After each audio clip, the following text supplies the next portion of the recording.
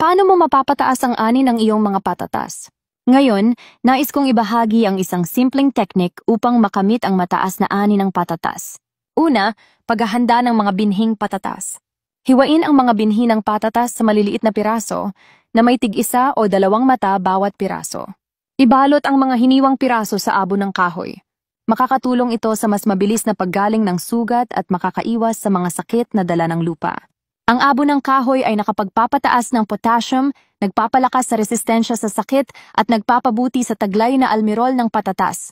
Ikalawa, tamang agwat at lalim ng pagtatanim. Maghukay ng mga butas na may 4 na pulgadang lalim at may 12 pulgadang pagitan. Makakatulong ito upang magkaroon ng sapat na espasyo ang mga tubers sa paglaki. Ang mas maluwag na espasyo ay nakakaiwas sa kompetisyon sa sustansya at nakatutulong upang lumaki ng bilugan at malusog ang mga patatas. Ikatlo, paghahanda ng compost. Maglagay ng 1 hanggang 2 dakok ng nabulok na pataba o compost sa bawat butas upang magbigay ng dahan-dahang inilalabas na sustansya. Ika-4, pagtatanim. Ilagay ang mga piraso ng binhing patatas sa mga butas na ang mata ay nakaharap pataas at saka takpan ng lupa.